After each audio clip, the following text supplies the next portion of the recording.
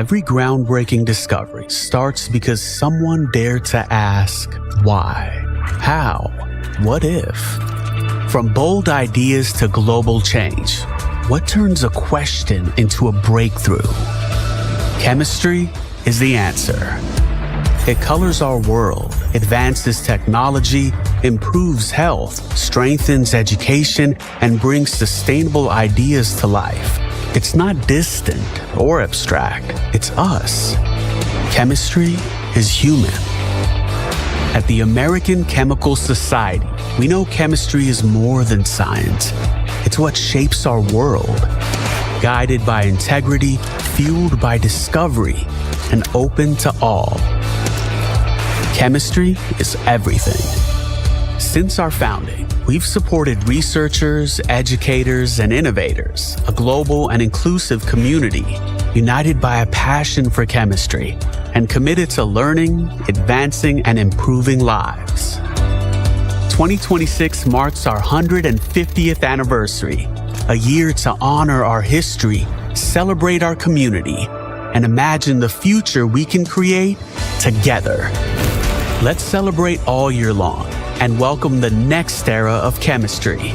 Because when we move together with science, with purpose, everything is possible.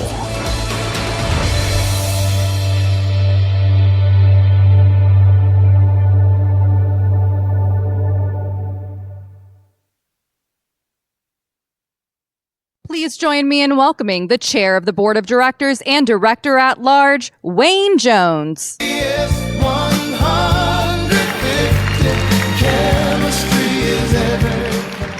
Welcome, everyone.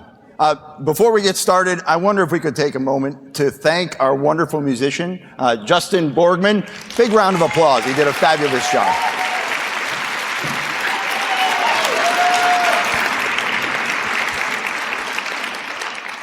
Well, now let's call this spring meeting of the American Chemical Society Board of Directors to order. No, that's not the right tool.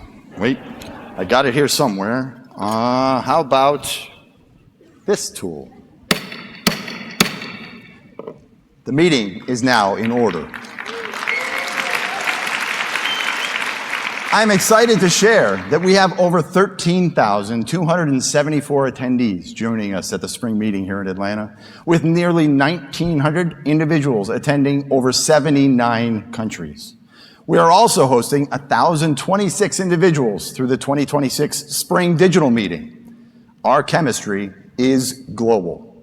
Whether you're joining us here in the room or online, my board colleagues and I welcome you. We are glad you are here, and we are excited to share a brief update on our strategic efforts as we work to achieve our mission to advance scientific knowledge, empower a global community, and champion scientific integrity.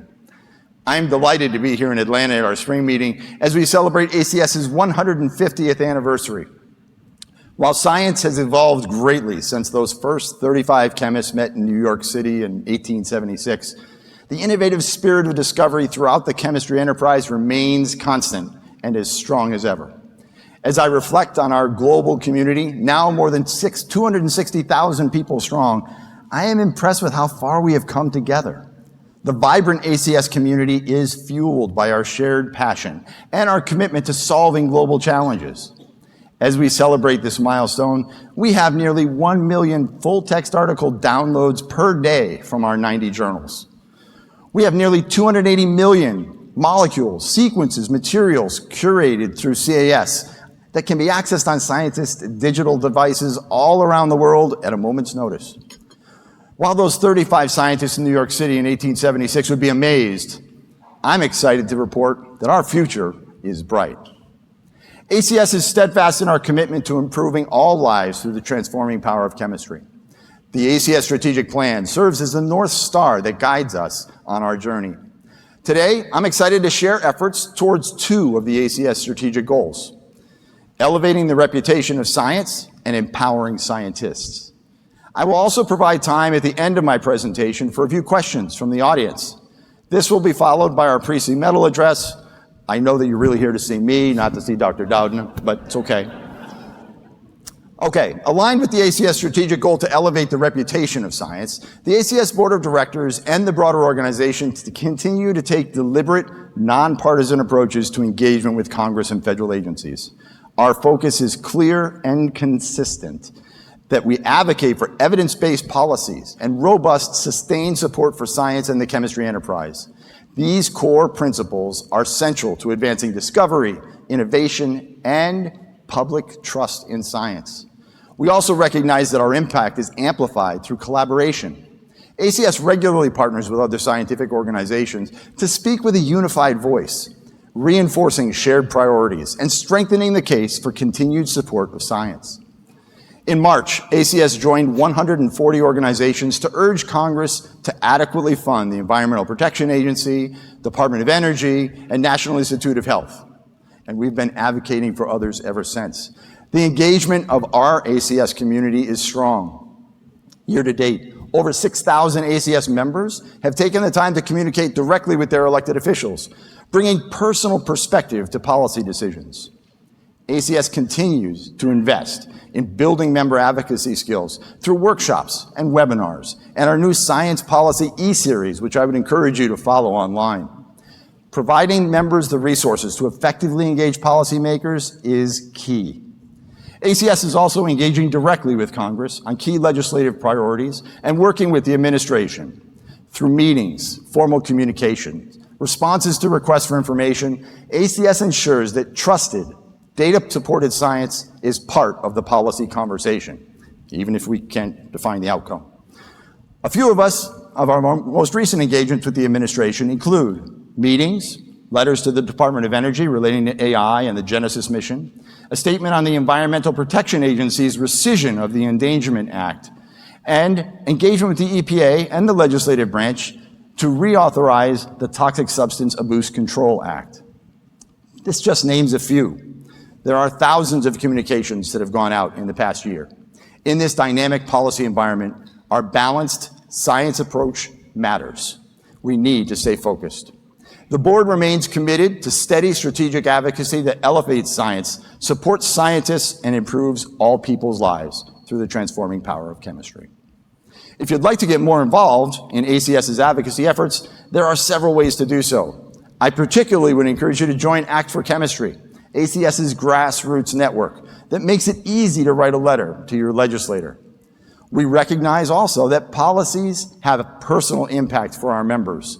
I encourage you to share the experience with ACS staff. In fact, when the board was on Capitol Hill last June, that was one of our key takeaways, that we needed to hear more stories. We needed to share with the legislators how there was an impact locally and that we can help the world globally.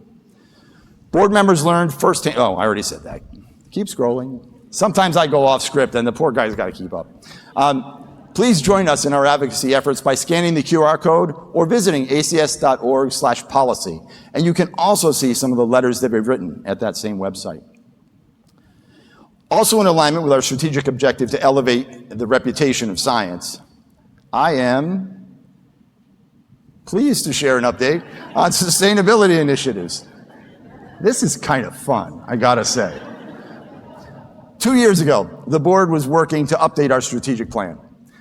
Sustainability was identified as a core value and a critical example of the positive impact of chemistry on society. Chemistry is essential to achieving the United Nations Sustainability Development Goals. Whether we are working to address hunger, clean water, sanitation, or responsible consumption and production, chemistry is at the heart of innovation. Solutions that can shape long-term progress and the world around us. In recognition of this, ACS has invested millions of dollars through the ACS Campaign for a Sustainable Future.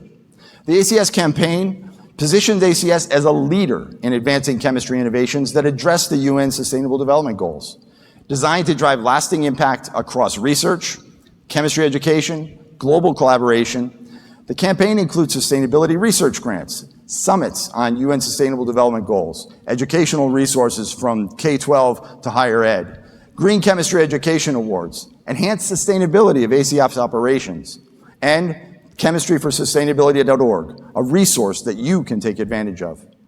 As we look at the outcomes to date, I am encouraged by the progress ACS has made over the past few years. To accelerate innovation, the ACS Green Chemistry Institute launched the Sustainable Futures Initiative grant program, supporting early and mid-career scientists and faculty whose research and teaching advanced the SDGs. Since 2004, more than $2 million has been awarded. Beyond grants, ACS recognizes and celebrates the achievements of early career scholars and undergraduate educators, promoting excellence and innovation in green and sustainable chemistry and chemistry education. The ACS Sustainability Summits also advance this work by convening leaders to explore chemistry-based solutions aligned with the SDGs. Past summits have focused on zero hunger, reimagining chemistry education, clean water, and good health and well-being. While we are making progress, there is more to be done. We can't do it alone. To facilitate global, cross-center, and interdisciplinary collaboration, ACS has partnered with the Center for Green Chemistry and Green Engineering at Yale and Beyond Benign Green Chemistry Education to develop a collaboration platform. The GCS platform is a global community of researchers and leaders and visionaries from over 100 countries designing sustainability for our future through green chemistry and engineering. Consider joining GCS as we connect people, as we drive innovation, as we advance knowledge and accelerate the commercialization of safe, more sustainable chemical solutions. I would like to wrap up my remarks with updates on our strategic goal to empower scientists, specifically our scholarship portfolio to support students. I know we have many students here in the audience today. You might remember last year when the board approved extra funding to support the new Graduate Student Success Grant program. This program successfully provided nearly $1.5 million in support to more than 60 students across multiple institutions across the country. These students were at risk of not completing their degree. It was critical we provide that support to make sure that the pipeline of new scientists remains strong. In December, ACS launched a new scholarship portfolio designed to support undergraduate students pursuing chemistry and chemistry-related degrees by reducing the financial and educational barriers that too often limit student persistence in these fields. The Catalyst Scholarship is the inaugural award in this new portfolio. Beginning in 2026, we will have ACS support for 200 undergraduate chemistry students with scholarships of $10,000 annually. Looking ahead, the Catalyst Scholarship marks the first step in building a broader portfolio of scholarships designed to support students as they pursue the chemical sciences at every level. My board colleagues and I are excited and committed as we look for new ways and new partners to join us in empowering the next generation of scientists. Before I introduce our Priestley Medal awardee, I have a few minutes to answer a couple of questions. So what I'm going to do is pause now, and I get to get away from these things, which are driving me nuts. And I'm willing to answer questions from the audience. We have 2 microphones on aisle 1 or aisle 2. And then there are a couple of folks that have microphones. So I see a gentleman with his hand in the back with his hand raised. If you could make it to the microphone a little bit closer, I would welcome a question. This is always the tricky part. But my life is a lot easier if you don't ask any questions. No, the board cannot ask questions. That would totally not be fair. Go ahead. Thank you. Yeah. Hey, Wayne, Bill Provine here with Innovation Space in DuPont. I'm just curious, when you look at the approach of the ACS and across the strategic objectives, how would you look at the money that we spend here and how you're dedicating that across the different objectives? And would you have a favorite of the objectives? I have 4 children. I don't have a favorite of those either. So, broadly speaking, we deploy our resources across all of them. And when I talk about resources, I'm not just talking about money. So I talked about sustainability. I talked about the millions of dollars we've invested there. But I also talked within sustainability about engaging the community and the broader community. Across each of our 4 goals, they're set up so that our grassroots units can get involved. We want all 4 of those goals to have engagement across divisions, across local sections, student affiliate chapters. I know we have several student affiliate chapters in the room. We would like to keep it as even as we can. In any given year, we want to prioritize, because you don't want to do everything all the time, So this year, the board decided at our meeting this week, and with the support of the ELT, we're going to focus on advocacy. Not just advocacy of us going to the Hill, we love doing that, but more importantly, training and training tools, such as the ones that I mentioned in the link that I provided on the screen. So this year, we're probably going to spend more in that advocacy space. It doesn't mean we're not supporting the others, we are. Next year, we'll probably pivot to another one, but I love the question. We're an organization that's blessed with resources to make these investments. We have an amazing leadership team and staff that does an amazing job, but our real secret sauce is when we get our membership and our local sections and everyone else involved. These lights are tough. Yeah, go ahead. I'm not sure if you can hear me. You mentioned something about the Catalyst program and something else, but I wasn't sure. I was interested in getting an update on the one-year funding initiative that was launched in August. $2.5 million to support master's and doctoral chemistry students, I think 100, whose work had been sort of delayed, held up by cancellation of their advisors' grants. Yep. Now, can you say a little more about that and how that's panned out since August?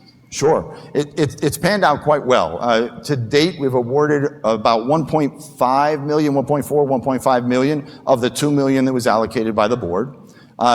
They represent students at about 54 universities, if I have that number correct, and it's across the country, and it's at multiple different levels. You know, it's not just all the R1 institutions, there are master's institutions that are represented as well. The remaining dollars, as that program wrapped, we rolled into the Catalyst program. And as we move forward with the portfolio that I talked about, we want to try and find more funding to support graduate students, similar to how we're supporting undergraduate students in the Catalyst Scholarship.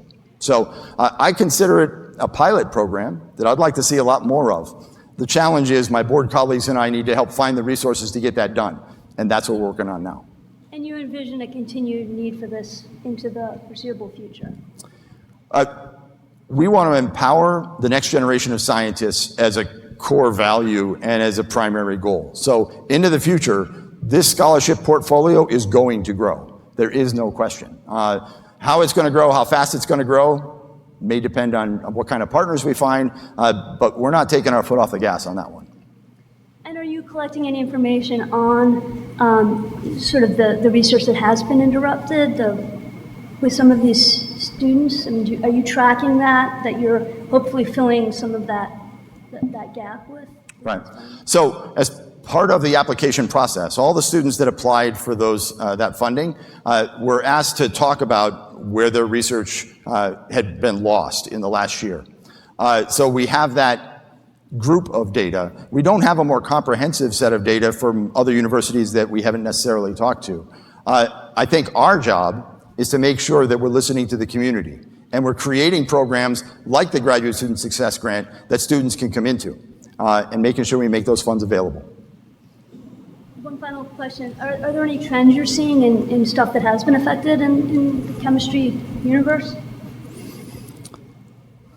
You know, if I was going to identify one trend, it's a trend that we can all work on. And that trend is kind of an erosion in the trust in science.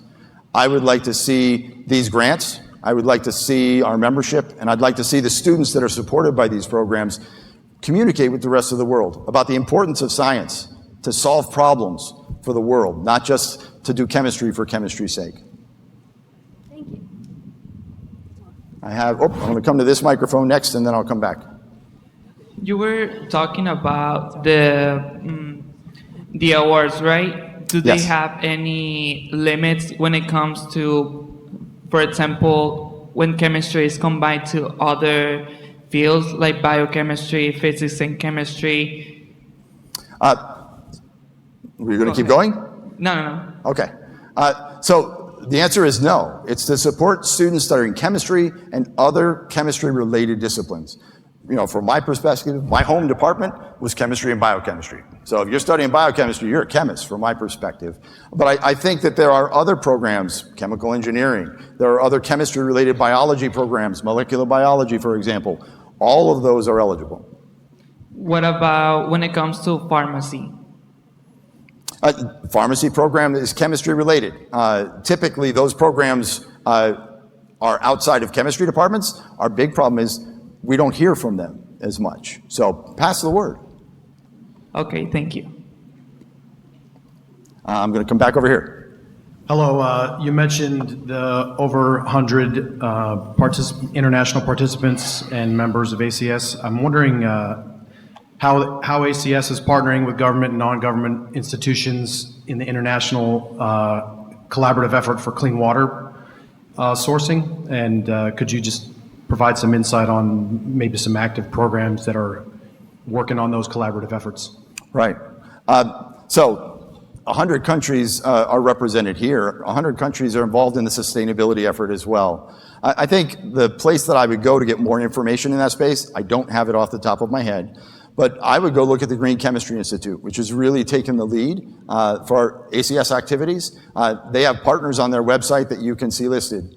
The other thing I want to highlight is the great work that we've been doing connecting to other professional societies, whether it be professional societies in different countries, whether we go to the UChems meeting in Europe, whether we talk to the Chinese Chemical Society, Indian Chemical Society.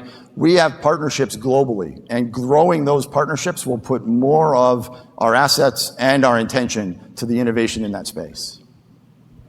Thank you. Coming over here.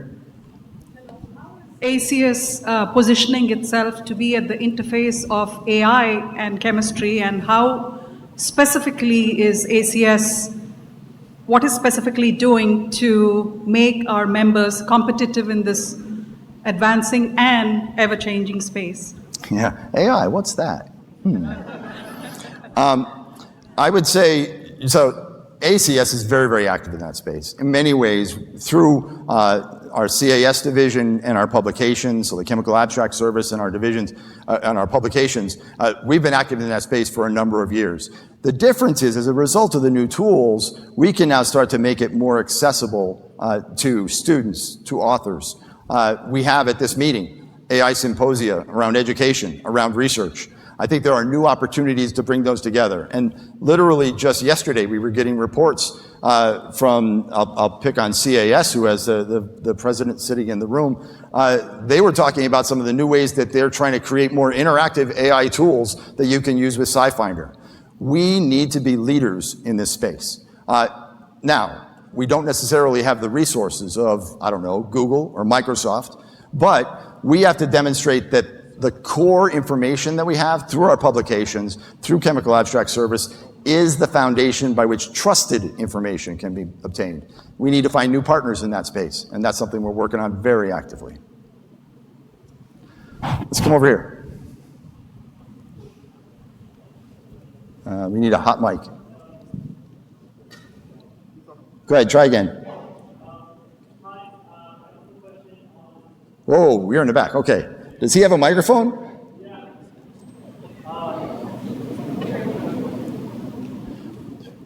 Okay, go ahead. Sorry, go ahead. Yep, you're live now. Please do it. Oh, geez. Hold this over here. I had a quick question on if there are any initiatives looking into, I know the AI is a burgeoning, it's a very rapidly growing field. And there was someone who asked about like clean water initiatives, and I was wondering if there are any initiatives working with the current administration on advocating for better utilization of AI, or maybe maintaining a healthier environmental balance when it comes to utilization of AI in specifically in chemistry or outside of chemistry? Yeah, it's a great question. And right now, the administration is trying to figure out AI as well. But we get requests for information. We provided information around AI and the Genesis project that I referred to in my presentation. We're trying to be a source of trusted information in this space. I think many organizations, many departments in the government are trying to figure this out. We want them to come to us as a trustworthy source. We also want them to come and take advantage of the information we have in our publications and our CAS enterprise. So can I name a specific RFI other than the ones that I mentioned here? No, but we are continually asking where would folks like to have some additional help? We also provide experts. So we have members that are active in these areas, and we're happy to give them names and lists of names of folks that can help them as they explore this, hopefully for the betterment of the US, but definitely for the betterment of science. I'm going to come short term here. Just to mark my time, they're telling me I have 4 minutes left. So if you're standing, great. If you're not standing, no good. Okay, so Taesok Moon, a professor at J. Craig Venter Institute. So thank you so much for ACS focus on here. I can't see you, so I don't know. Here. That's not. It doesn't matter. Got you. Go ahead. So I really thank you for ACS focus on the young generation, next leaders. And the reality is, a lot of young people I advising and a lot of people I interact right now, very nervous because of all the uncertainty, especially if they are living in the United States.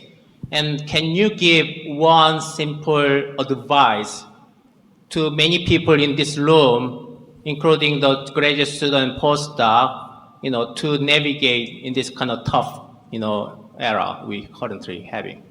Yeah. Well, I would say if you're in this room, then you've successfully already navigated perhaps getting into the country. So that's amazing. I would say that the key going into the future would be twofold, and I would highlight two things.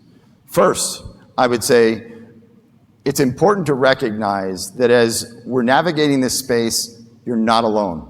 You have a community in the ACS, and you can get active in that space.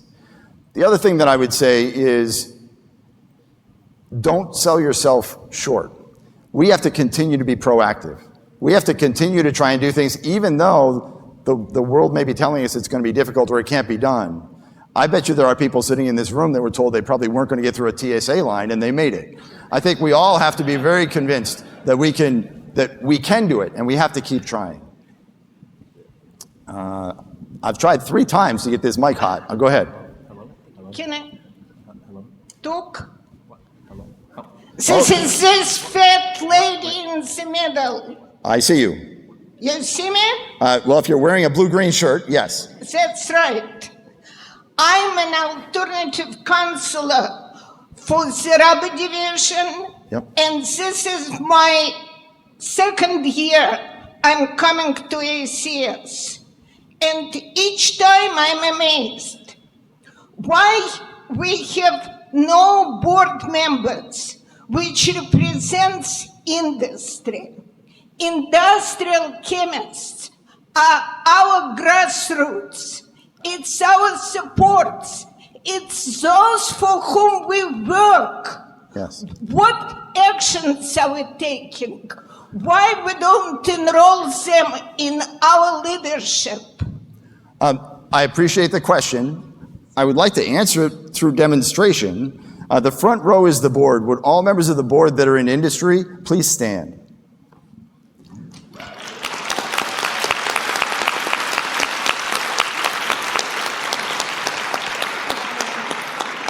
That being said, I really value your question because the number of members that we have, full paid members that are more actively engaged, has been declining. I'm excited that 50% of the board is from industry. They provide incredible value as we try and reach out to those members. We have to do more of that. So I really appreciate it, and I appreciate the rubber division. Can I? You're welcome.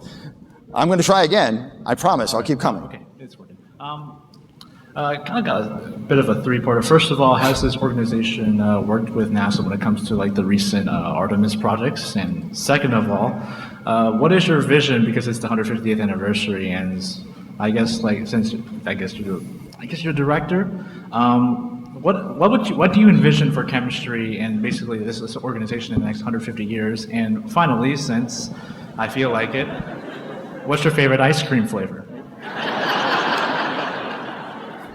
I'd like to introduce Jennifer Dow. No, strawberry. Yes, we are active. In fact, next year, President-elect Christine Baduro is working on a program that includes chemistry in space and is pulling in folks from NASA to help with that.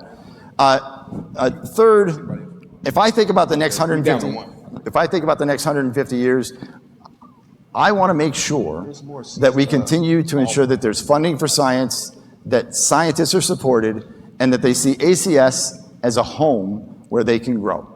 If we can achieve that in the next 150 years, that's a win. Thank you. Thank you.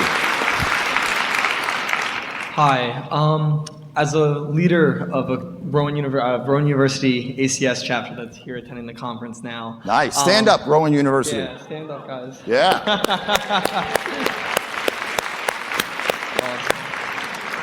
I would just like to know how to be more proactive as a student chapter and how we can be more involved with national organization of ACS. That's awesome.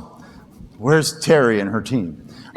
So the education staff would be delighted to talk to you, but here's what I would say. First of all, the fact that you organized and came to this meeting, kudos to you. I mean, there are so many things to learn here, and there's so many things both technically and professionally that you can take from the ACS. I think engaging in those is great. When you want to go to the next level, I would think about what are the things that you locally want to do, perhaps with your local section, to work in partnership with others so that you're not just a student chapter, you're part of a community around Roanoke University that includes industry and academia, different universities, different companies, different governmental agencies. You need to bring them together. You could be the one that starts pulling them together. The last thing I'll say is take advantage of the resources, right? My board colleagues and I, other experts from across the community will come and give lectures, will come and join you. Our careers program, the Chem IDP, individualized development programs you can work on, they're all available online. Take advantage of the resources. Thank you. Okay. I'm getting a 0 mark, so I'm getting called to 0. What do I see? Can I count 1, 2, 3? No other mics? Hey, they want to. That's okay, so I'm going to count you too. I got you. All right, 4 to go. You're next. Hi, I'm a student from Wellesley College, and I heard you earlier say that you were concerned about the breakdown in trust between the public and the scientific community. What programs and initiatives is ACS part of to try to address this? So trust in science is enormous, and what you're going to see this year is a lot more of our advocacy efforts, whether it be the new webinar series from CNE News, whether it be the education division and new programming that's coming out to them to support high school teachers, talk about the front lines for us communicating with the public, as well as more opportunities for students. Those would be the 3 that leap to mind. I would encourage you to go and take a look at the website and find something that connects with you and Wellesley. I know that around Wellesley, there are a ton of different programs, including in your local section, you should be taking advantage of. We have to get the word out because the society is not going to trust science unless we tell them all the great things that it's doing for them. Back over here. Hey, so in regards to allocating funds, how do you determine when it's best to put money into current grants or scholarships versus when it makes sense to open up new opportunities like the Catalyst grant? Yeah. Allocation of resources. Sorry. I want to say we take all the papers in and we throw them, and whichever ones fly furthest get the most money, but that's not the way we do it. The reality is we try and use the strategic plan as our guideline, right? So anything that comes to us for approval, we're looking at how do we make investments that will support all those strategic goals. This year, we've prioritized. We've said we want to prioritize programs that are going to support advocacy. We've also said we want to support sustainability, and we're continuing to support the student scholarships. So money is flowing there. But at the same time, we have to distribute our resources to support all of those programs. So watch for us to prioritize in a couple of areas and make investments there. Personally, I think we need more scholarships, and I think we're going to be working on that a lot. Yes, sir. Okay, hi. I'm Dr. Hank Lasky. I've been a member of the ACS for over 50 years. Thank you.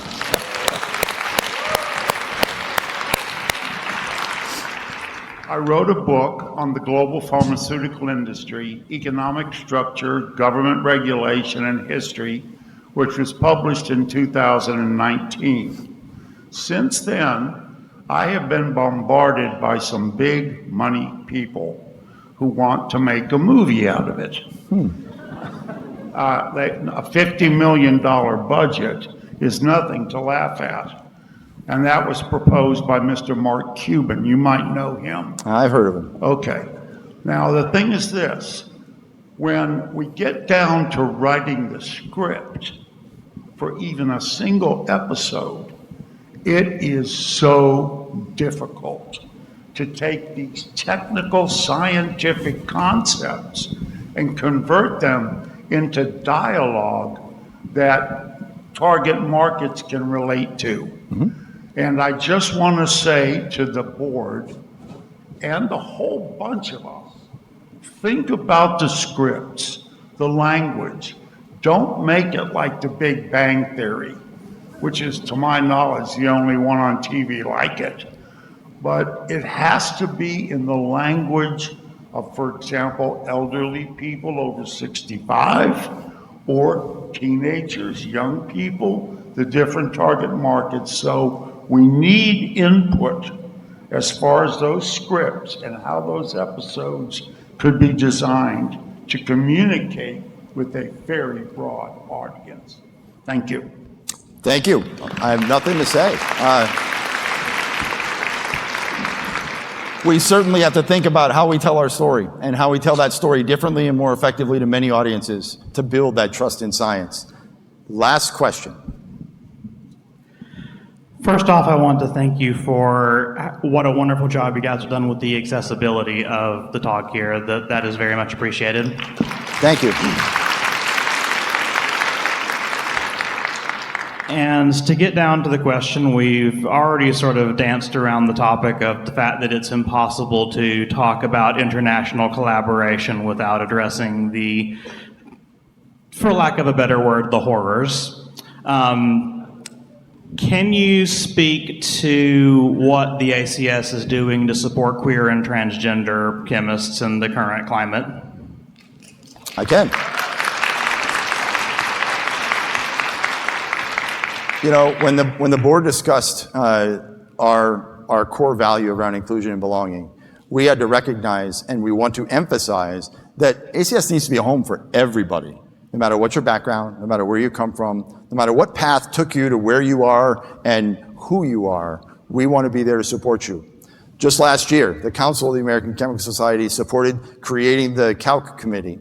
The CALC Committee is a committee that's focused on the needs of our LGBTQ plus community and gives them a forum to come together to talk about what is it that would help them be better chemists. We are here to help scientists be better science, to help science be better, and to accelerate that whole process.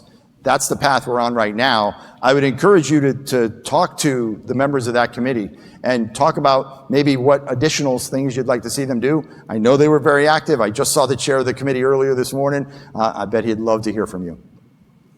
Thank you. Thank you.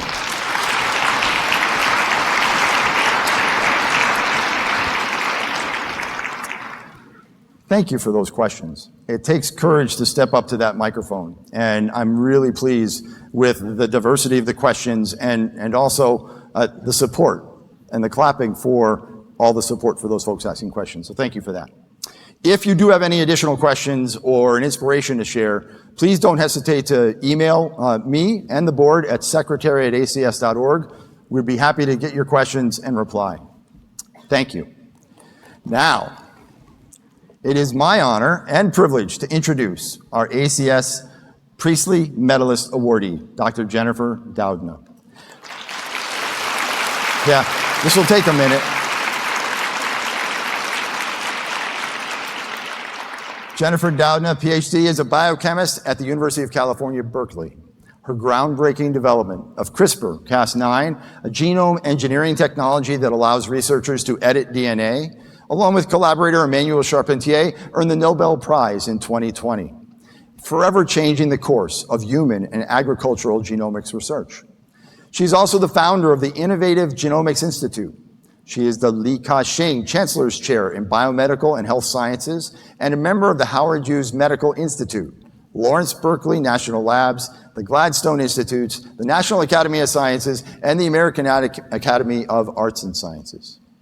She is a leader in the public debate on the responsible use of CRISPR and has co-founded and serves on the advisory panel of several companies that use the technology in unique ways. She is the co-author of A Crack in Creation, her personal account of the research and the societal and the ethical implications of gene editing. You can learn more about this at innovativegenomics.org/Jennifer-Doudna. Now, please join me in welcoming to the stage Dr. Jennifer Doudna, who will be presenting her award address, The Chemistry of Genome Editing, Transforming Human and Planet Health with CRISPR.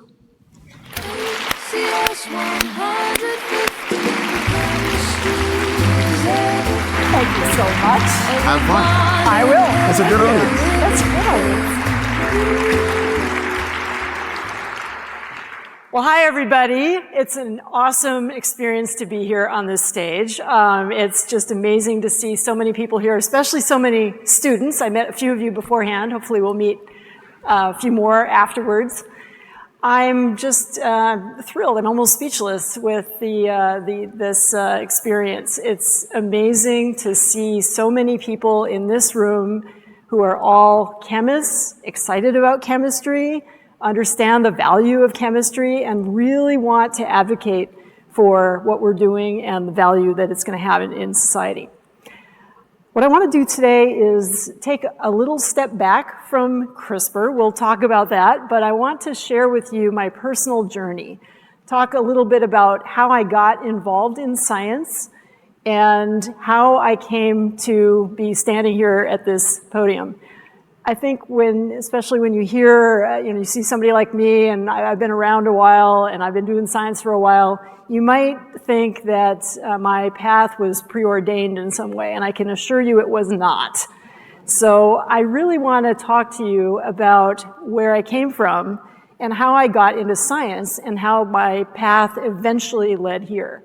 And I think it's an example of the value of, frankly, small-scale science and just pursuing your passions when you're excited about something, not letting anyone dissuade you.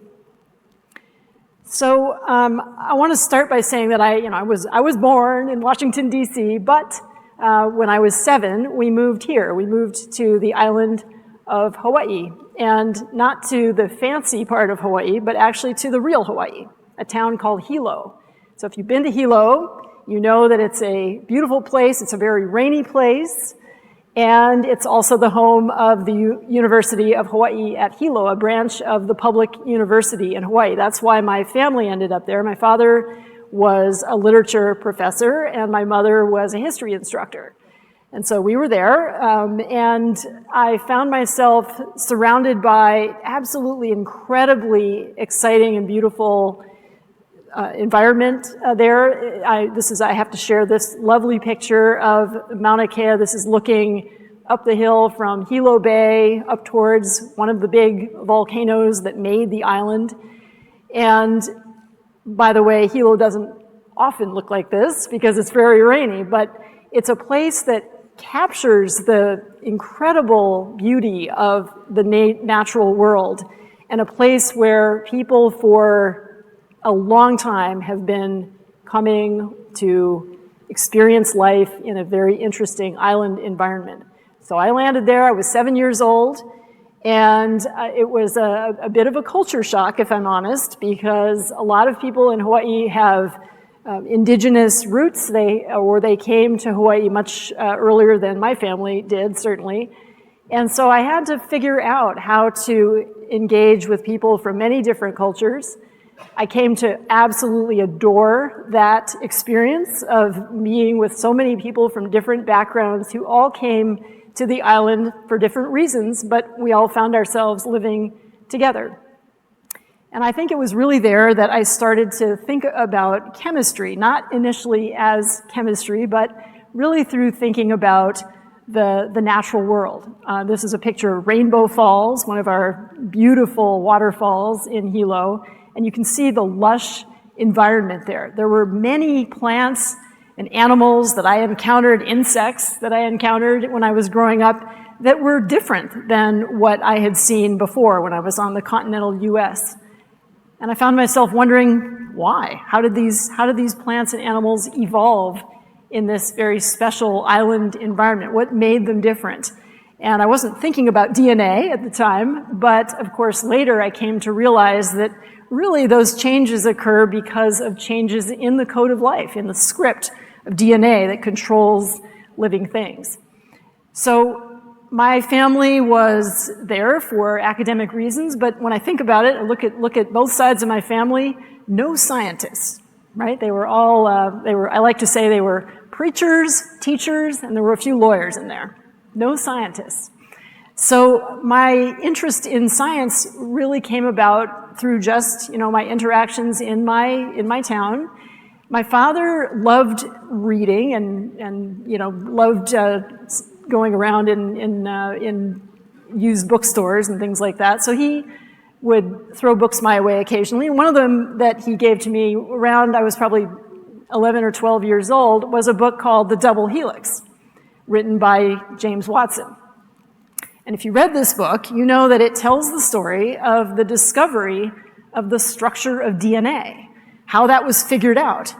And it was an interesting scientific tale, but it also was very interesting to me as a kid at that stage because it told me that science is not about facts in a textbook. It's really the process of doing science is a process of discovery. It's a process of asking questions and figuring out ways to answer questions with experiments. It's also a very human endeavor. If you've read the book, you know what I'm talking about, right? It's people who have foibles, people who are collaborating but also sometimes competing with each other, even trying to exclude other people, like Rosalind Franklin, who was kind of famously not highlighted very much in that book, or at least not in a favorable way. And so for me, it was a really interesting, eye-opening story that made me start thinking about whether I might want to do science someday. Would this be something that I could do? Now, I'll leave out the part of my high school guidance counselor telling me that girls don't do chemistry, because I fortunately had a wonderful chemistry teacher in high school, Miss Wong, who absolutely said girls can do chemistry and whatever they want. And also, I'm a pretty stubborn person. So when somebody tells me something can't be done and I want to do it, I'm going to find a way. And so I'm going to circle back to how I came here and my professional path. But first, I was sort of thinking last night about how I could summarize my entire career with a chemical molecule or even a chemical bond. And I came up with this, and I think it's pretty accurate, and that's phosphodiester bonds. It really summarizes essentially what I've been doing for the last 40 years. And it really began in graduate school. But to get to grad school, so I left Hilo, I left Hawaii and went to college, majored in chemistry in Southern California, and first got my taste of working in a lab. Now, college, chemistry was a tough major at Pomona College where I was, and I wasn't the top student, and I had doubts. I wondered, am I really cut out to do this? But I wanted to do it, I loved chemistry, and so I kept going, even when the going was really tough academically. And fortunately for me, I had people along the way who encouraged me. My professor of biochemistry, Sharon Panasenko, gave me a lot of encouragement and actually even invited me to work for a summer in her research lab. And that's really where I realized that I love doing this, It's really fun going to lab every day, doing an experiment. A lot of times they didn't work, but sometimes they did. And you got an insight that you felt excited about. And you realized, maybe I'm the first person on the planet to ever have this little tiny piece of knowledge. It was exciting. It was a great feeling. And so I went from there to graduate school, and I had the great fortune to meet and begin working with Jack Szostak. Now, Jack Szostak is, I think, would also probably now call himself a chemist, but in those days, he was working on DNA recombination, which, in an interesting way came back to me later when I started working on CRISPR. But when I got to his research lab as a graduate student, I didn't know anything really. He said, would you like to work on RNA? Well, I didn't really know what RNA was, except that we were taught in undergraduate classes that it was kind of the boring molecule, in between DNA and proteins that did the cool stuff in cells. And RNA was kind of this intermediary that was just, shuttling information. But I didn't know anything at all, so I said, sure, I'll work on that. And he said, well, I think there's evidence that RNA might have given rise to life on our planet, this theory of the RNA world. And I think we could study it if we start studying catalytic RNAs that are called ribozymes. And so if you're looking closely at this picture, you might notice that I actually had to show you phosphodiester bonds in RNA, because my career at that point really began to lean into the very interesting things that RNA molecules are actually doing. And so I went from there to a postdoc in Boulder, Colorado, where I continued investigating ribozymes, how they work. I started doing structural biology and trying to figure out what kinds of shapes these RNA molecules are making. And then I had the, again, really good fortune to meet Joan Stites and Tom Stites, who were both on sabbatical at our lab in Boulder in the early 90s when I was there. And they encouraged me to look at positions, academic jobs, and in particular, they encouraged me to apply to a position at Yale University. Now, I didn't think that I was anywhere cut out to be a professor at Yale University, but I did apply, and amazingly, they did offer me a job, and I went. And from there, I started to, again, really focus on the functions of RNA molecules in evolution, how RNA might have shaped the biological world over time. But again, from a chemical perspective, what kinds of structures could RNA form? What kinds of proteins could it interact with? How did it change over time, over evolutionary time? These were all questions that I thought were incredibly interesting. And it turns out that, of course, a lot of viruses either use RNA molecules, or some of them actually have their genetic material made of RNA. So there were all kinds of very interesting biological questions that had to do with the structure and chemistry of RNA. Now, at some point along the way there, I got a phone call about moving to the University of California at Berkeley. And I didn't think I wanted to probably do that, even though I knew Berkeley was a wonderful place. But fortunately, my, at that time, future husband, Jamie Kate, who's here, knew Berkeley and knew it was a fantastic place. And so when I told Jamie that I had received a call from Berkeley, but I had politely thanked them and turned them down, he said, call them back. And I'm glad I did, because what happened next was both of us ended up getting offered positions at Berkeley, and we moved. And we started, kind of started our labs up again.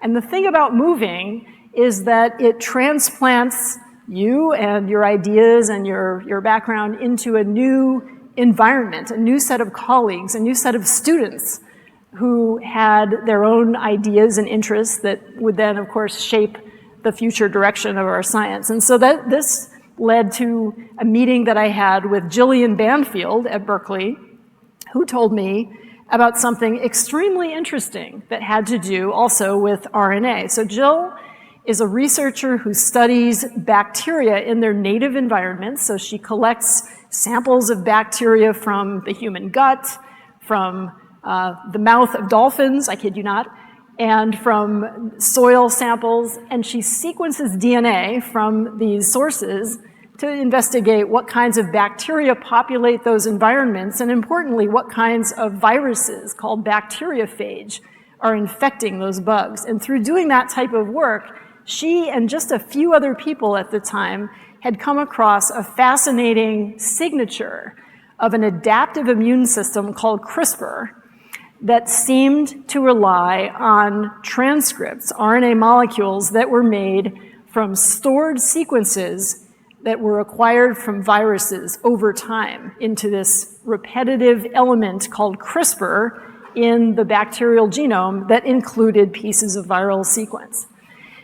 I was absolutely fascinated by this possibility, and what led to this led to, of course, a redirection ultimately of my research lab, but it didn't start that way. It really started very small. It started with one brave member of my lab, Blake Wiedenheft, who came from Montana State University, and he was probably one of the few people at the time that had even heard of CRISPR because he had worked on bacteria that he isolated from places like Yellowstone National Park as a grad student. So when he came to my lab and was looking for a postdoctoral position, we were talking about what he might work on, and I said, well, have you heard of something called CRISPR? And he had. So Blake started researching some of the molecules of both proteins and RNAs that were part of these CRISPR pathways. And that initially led to some uncovering of activities that we thought were very interesting that involved RNA, but it wasn't really getting initially to the heart of what this type of immune system is actually doing chemically. That came about because of a conference I went to for the American Society of Microbiology in Puerto Rico in 2011. That was a meeting I don't think I'd ever attended that conference before. And in fact, I was sort of asking myself, why are they inviting me and why am I going to this meeting? But I'm glad I did, because I was at the meeting and I was in a coffee shop and I turned around and there was a woman sitting in the corner drinking a nice cup of espresso or something. And it turned out to be Emmanuelle Charpentier. And her lab had published a paper about CRISPR not too long before the meeting. So I had heard of her, and had never met her before. We had a wonderful conversation. We ended up walking all over Old San Juan, Puerto Rico together, talking about experiments we were interested in doing. And that hatched the idea for a collaboration to study the function of a protein that her lab had identified called CRISPR-Cas9, that seemed to be somehow central to the ability of bacteria to fight off viral infection using an RNA-guided mechanism. So we started working on this, and the we here is two wonderful members of our lab, Martin Yinek in my lab, and Chris Chylinski in Emmanuelle's lab. And you have to take yourselves back to, this was, to 2011 that we were starting this work. This is before we had Zoom. We had Skype in those days, if you remember Skype. And fortunately, we had Skype because these two lab members had never met in person, but they could talk to each other over Skype, communicate ideas, plan experiments. Martin Yinek, wonderful biochemist and structural biologist who was a postdoc in my lab. Chris Chylinski, a fantastic microbiologist working in Emmanuelle's lab. And we put them together, and they really started to move quickly on this project and to hatch ideas together in a way that was really extraordinary. And as I'm showing you here, one of the things that they focused on was the chemistry that is used in CRISPR systems, especially with CRISPR-Cas9, to affect the ability of viruses to replicate during in infected cells. And what they figured out was that Cas9 is an enzyme. It's a large protein that binds to two separate molecules of RNA. And when it does that, it lines up the RNA so that a 20 nucleotide sequence in the RNA can be used to guide Cas9 to interact with DNA at a particular place, a place that matches the 20 letters in the guide RNA. And the cool thing, one of the many, about Cas9 is that it's an enzyme that's able to unwind DNA. It allows the guide RNA to invade the duplex and base pair with one strand of the DNA, so it forms an RNA-DNA hybrid inside the protein. displacing the other strand of the DNA. And amazingly, it does all of that in an energy-independent way. In other words, it doesn't require ATP hydrolysis to pry apart these strands of DNA, which if you work or know about enzymes that manipulate DNA, that's unusual. So this is clearly a very interesting enzyme that's evolved over time. When we look across different kinds of bacteria, we find lots of different flavors of CRISPR pathways. Not all of them use Cas9, but they all use this guide RNA mechanism to interrogate the genome and to interact with DNA. And once they do that, as you can see in this cartoon, they generate a double-stranded DNA break. So coming back to the phosphodiester bonds I showed you earlier, that's the type of chemistry that's going on here. They're really making precision cuts to DNA strands that lead to a double-stranded DNA break. Now in bacteria, that triggers rapid degradation of the targeted DNA, so it's very useful as an immune system. But we started thinking about this, and there was a lot of research going on in seemingly disconnected areas of biology at the time, and engineering as well, showing that if you induced a double-stranded DNA break in human cells or plant or animal cells, that the cells, instead of degrading the DNA, they actually could detect the broken ends and repair them. And it was a way that scientists were starting to induce targeted changes in a DNA sequence, something that was called genetic engineering at the time, or genome engineering. And so Martin Jinek, a very good structural biologist, was thinking about what this molecule might actually look like, and we didn't have any structures at the time. We didn't have access to AlphaFold, if you know what that is, so we didn't have any way of predicting the structures. But it seemed likely to us that the RNA might be organized, like in this cartoon, with the ends of the two separate RNA molecules close enough that you might be able to hook them together chemically. And so Martin tried that by making this form of the RNA that we called a single guide RNA that would link together the coding portion of the RNA, the guide sequence, and the structural part that is important for engaging with CRISPR-Cas9. And it was a remarkable day, I'll never forget, when he tried this experiment and figured out that this single guide form of the RNA could induce double-stranded breaks in DNA, something that we were excited about, not only because we felt like we now understood how this protein and its guide were working, but also we realized that this was now a two-component system that might be readily harnessed as a technology, a way to induce targeted breaks in genomes in a way that could trigger genome engineering, or genome editing, as it came to be called. And so how does this actually work? And I have a little cartoon, or a sort of a artist's imagination of how this happens. And so you can put a nuclear localization sequence onto Cas9, so it pulls its guide RNA into the nucleus of a cell where all of the DNA is packaged, if we're talking about a eukaryotic cell, animals or plants or humans, searches the genome to find a sequence that matches the sequence in the guide RNA. And when that occurs, as you can see here, the DNA opens up, the strand of RNA invades the duplex and forms an RNA-DNA hybrid, and that triggers a double-stranded break that can then be detected in the cell by other proteins, other enzymes that can come in and repair the double-stranded break. That's where the actual genome editing occurs.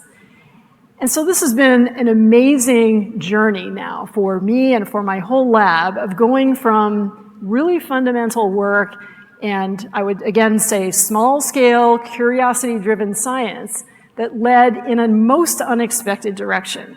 And when we had these data, we realized that this could be a very powerful way of inducing targeted changes in genomes. And what occurred next, again, would have been very hard to predict at the time, but it's become this protein, which is from an organism called Streptococcus pyogenes, the organism that Emmanuel Charpentier's lab was studying because it's a human pathogen.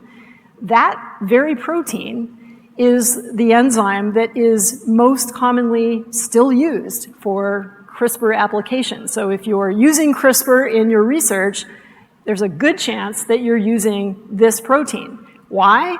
It's a really good genome editor. It's just a very good enzyme. And there are lots of other variations on this theme in nature.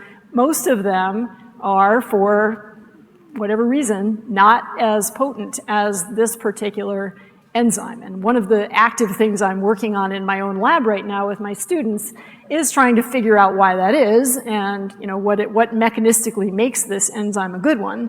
So, stay tuned. That'll be an ongoing project. I don't know that we'll ever get to a final answer on that, but I do want to point out that many labs have contributed to this field, and so I do feel that this Priestley Award recognition is really recognizing a whole field of people that have been important players in the space. So we now have gene editors that can disrupt genes, activate genes, silence genes, insert new information in the genome, including whole genes.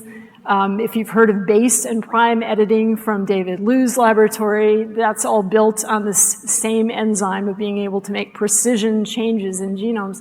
So it's a wonderful system that's highly adaptable and has really driven creativity in the field over the last now almost 13 years.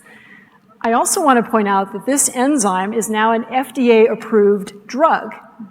And this was a remarkable moment in the field. The approval came in late 2023, and it really signifies, again, a huge effort on the part of both companies and academics who worked together to figure out how hemoglobin expression works in humans, how we could potentially use a genome editing strategy to activate production of fetal hemoglobin, a protein normally turned off when we're born, but which can be reactivated by using CRISPR in a targeted fashion. And that has led to the amazing data that we now have showing that this strategy of using CRISPR for a one-and-done treatment of patients like Victoria Gray, who's shown here, who have sickle cell disease, it makes it possible to end the experience of those patients of having repeated crises where they have to undergo blood transfusions, terribly painful, really disruptive, as you can imagine, to everything that you might want to do in your life.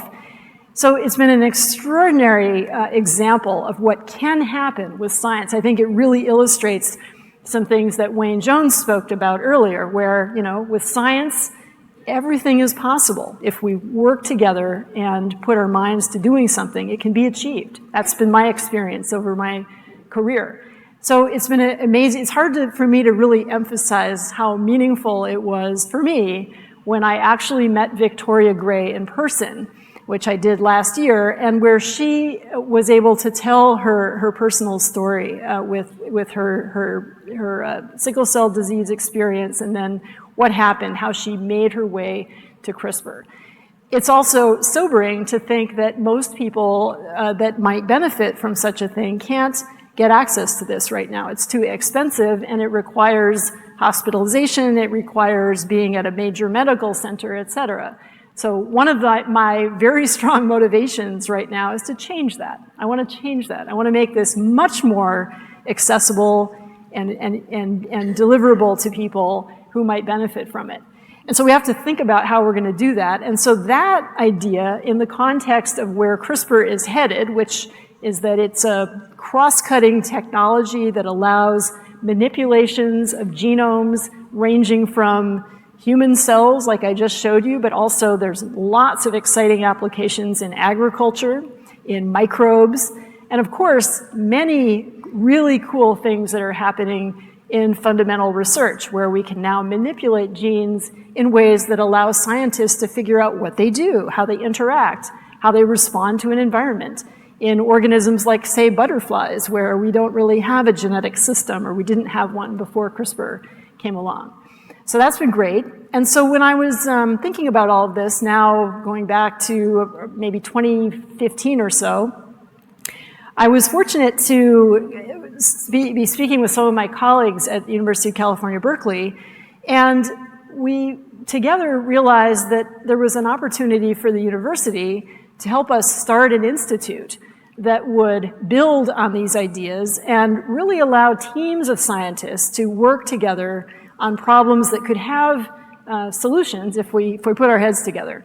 And so that was the birth of the Innovative Genomics Institute that you heard mentioned very briefly earlier. And so that has allowed us, that the founding of that institute and the funding of it, a lot of it through philanthropic donations, have allowed our organization with many, many players, many students, many collaborating groups, have been able to work together to address really important problems that span human health and also planetary health. And I want to briefly mention a project that now has been running for a while, which I'm very excited about, which is creating drought-resistant rice using CRISPR to make targeted changes in rice that create plants that have all of the same properties that farmers love. They grow well, they produce well, they don't change the crop. What they change is a trait in the plant that reduces the number of pores in leaves that lead to water release. And so that means that these plants have fewer pores, they lose less water in the environment, and so they can survive in water-limited conditions in a way that the natural plants cannot. Not something I could have ever imagined, working on myself, and yet I can see the value of doing this, and I love the fact that we're able to enable scientists who do have that expertise to actually proceed with that type of work. Another project we're working on that's planet-related is thinking about reducing methane emissions from cattle. I was shocked to learn that human agricultural activities, primarily cattle farming, leads to about a third of the release of methane annually around the world that is caused by human activities. What if we could reduce that or even eliminate it? Farmers might be very happy because that would push more of the carbon, instead of being released as methane, into milk and meat. And so that's something that we have a team of folks working on at the Innovative Genomics Institute to use CRISPR to do exactly that. How do we do that? Well, we're doing it because the methane is actually made in cows by microbes. And so we've been able to recruit an amazing team of young scientists. I'm showing here Carlotta Ronda, Spencer Diamond, Ben Rubin, and Brady Kress, who are all scientists who are working collaboratively on this challenge. And they all have different expertise, but they love the idea and the fact that they can have a research program that allows their laboratory members to interact and work together on this really big, really challenging, but I would say addressable problem using CRISPR. Now, another milestone that happened in the CRISPR world happened a lot more recently, and that was just about a year ago. And I don't know how many of you here have seen this story of baby KJ Muldoon, but it's a truly incredible story, again, that really illustrates what's possible to do and what's possible to do when people get together and work together to solve a big problem. And this baby's story began with his birth in August of 2024. He was diagnosed very soon after birth with a very severe metabolic disease that made it impossible for him to digest protein without producing a lot of toxic molecule metabolites that built up in his system. As a result, he was in the intensive care unit in a hospital in Philadelphia. Now, fortunately for baby KJ, he had two clinical members of his clinical team who knew about CRISPR and realized that there might be a way to design CRISPR to address this challenge. And those two scientists, Kiran Musunuru and Rebecca Arns-Niklas, reached out to a number of collaborators, including folks at the Innovative Genomics Institute. Fyodor Urnov on our team in particular was spearheading the effort from California to bring scientists together, and we included a number of members of companies as well. The Danaher Corporation stepped up to help make CRISPR molecules that could be used clinically in this patient very quickly. And what happened was that over a period of about 8 months of time, CRISPR was designed to address this baby's mutation, his genetic change that needed to be fixed. That CRISPR modality was tested in animals, including in monkeys and in mice, and shown to be safe and effective for treating this disorder. And with the very helpful cooperation of the Food and Drug Administration here in the US, this therapy was brought to clinical use by using it with this child. And today, if you're curious, you can Google this, you can look up videos of this young boy, but he's taking his first steps, he's learning how to talk, he looks like an absolutely normal kid.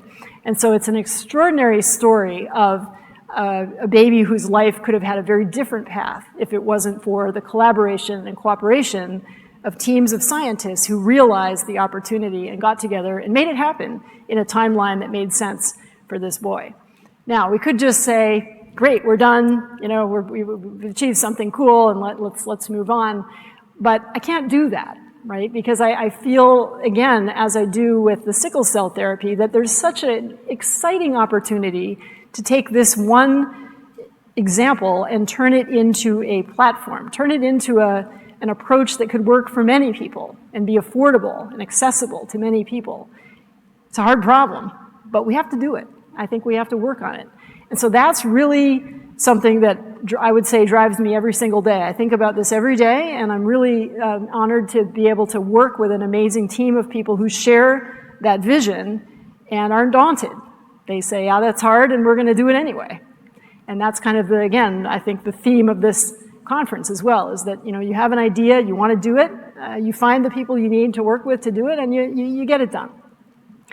So I really want to conclude here by pointing out that, first of all, in the case of these examples I've shared with you about medicine, I think rare disease cures are not only possible, but I think they're coming sooner than we think. And that we're going to be able to use different flavors of CRISPR and sort of genome editing writ large to have real impact on people that have rare disease and do it in a timeline that will make sense for them eventually. It's not going to happen overnight, but I think it's going to happen, and I'm really excited to be part of that. We have a new center for rare disease out in the Bay Area, and we're excited to be expanding that and looking for partners across the country where we can start to implement a streamlined approach to creating CRISPR cures for other people that can benefit today and that will be able to benefit in the future as the technology continues to advance.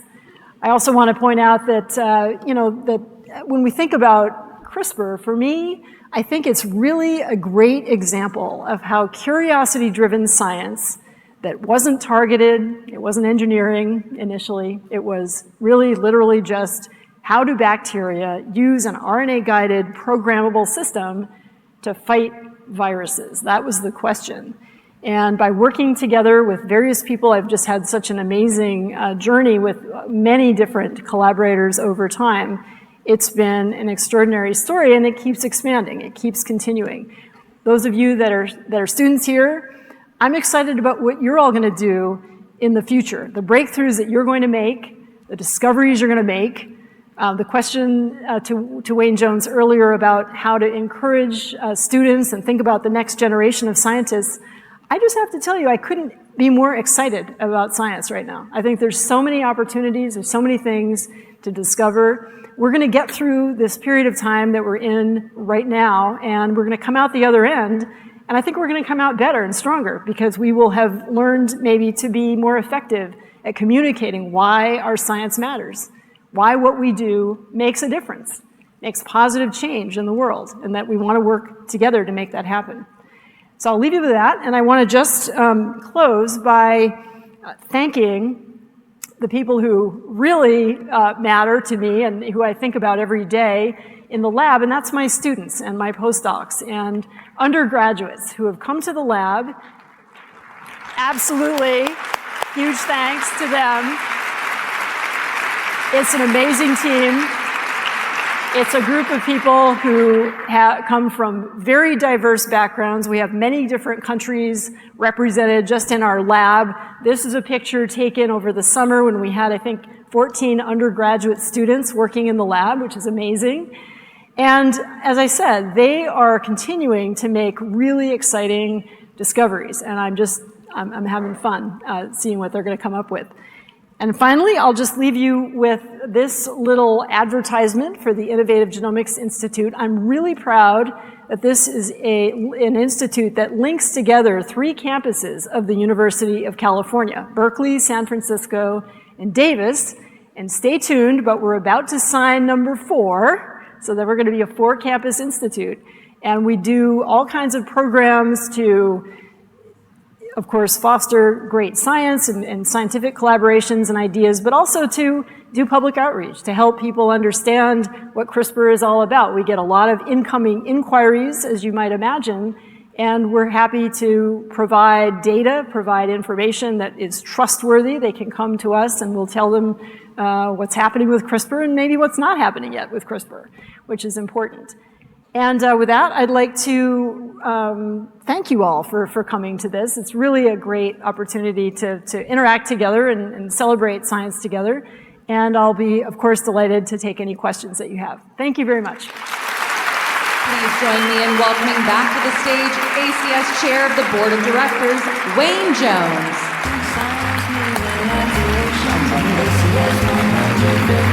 I'll step to the far side. Okay. Well, as Dr. Doudna said, she's willing to take some questions. I have to say, I'm going to try and help her out because these lights are brutal. So I'll step over here out of the way, Jennifer, and try and call out microphones starting on my left because that jacket is nice and bright. So let's start here with the microphone on the left. Hi, how are you? Hello, Dr. Doudna. It's an honor to meet you and be here to listen to your life and your pursuit. I work with the undergraduate students at a small college called the University of Wisconsin-Madison. We had a 12-inch snow a week ago. Anyways, you have no idea. You're Taylor Swift of genetics and genomics world.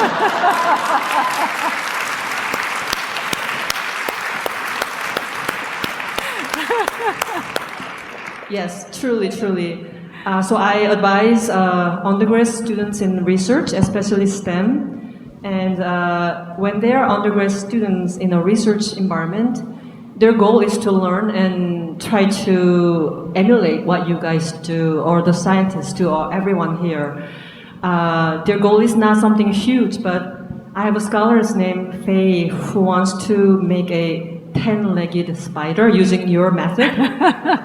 CRISPR-Cas9, and when I see you, I see a pioneer, rock star, and someone like Marie Curie or Rosalind Franklin that you mentioned it. You are one of those for all of us here.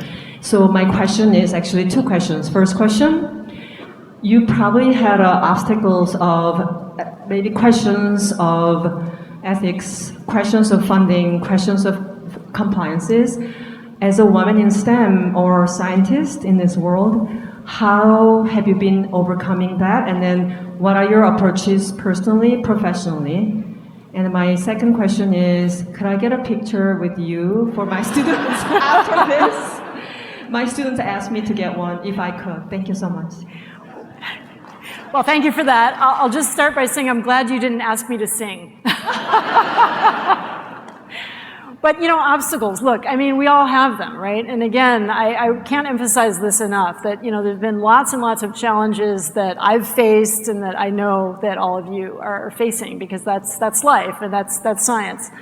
I think what matters is that we identify the things that we really care deeply about. We find people who share our interests and our values, and we work with them. And we together, you know, again, that's a theme of this conference, is that we work together to achieve things that maybe none of us could do on our own. And that sounds, you know, that I realize that, you know, that it's harder to do that in practice than it is to say that on a stage. But I really deeply believe that when we put our minds to doing something, we can achieve it.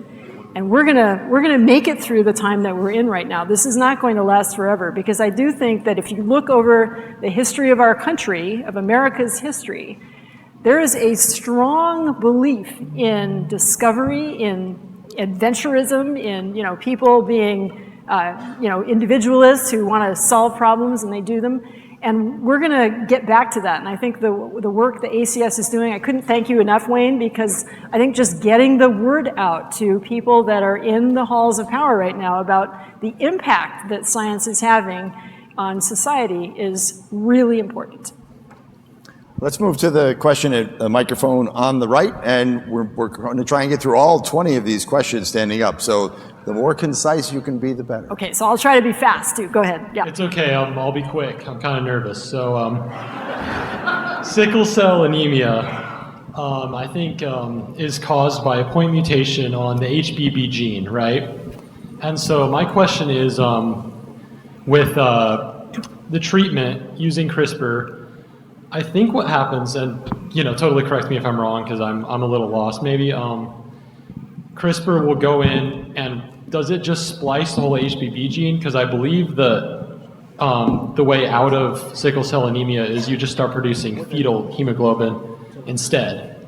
And so does the patient just, because you have fetal hemoglobin and adult hemoglobin, does the patient after treatment with CRISPR for sickle cell just rely solely on fetal hemoglobin? Or is there another way to make adult hemoglobin?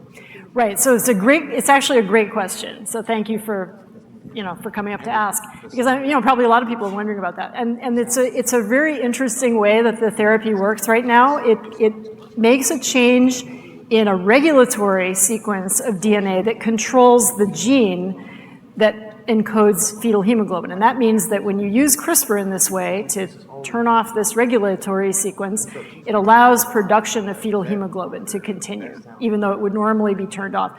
And it just basically supersedes the presence of that mutated form of adult hemoglobin. So those patients have effectively overridden their mutation, even though it's still in their genome. Does that make sense? So it just basically overpowers the other gene into being, but we just forcibly silence, basically. Well, it doesn't silence it, but it just, now the fetal hemoglobin protein is there and it's able to carry oxygen effectively. Oh, I see. Thank you. Yep. Great question. Let's come back to microphone on the left. Hi. I'll spare you the whole great talk. That was amazing. You should just assume that by now.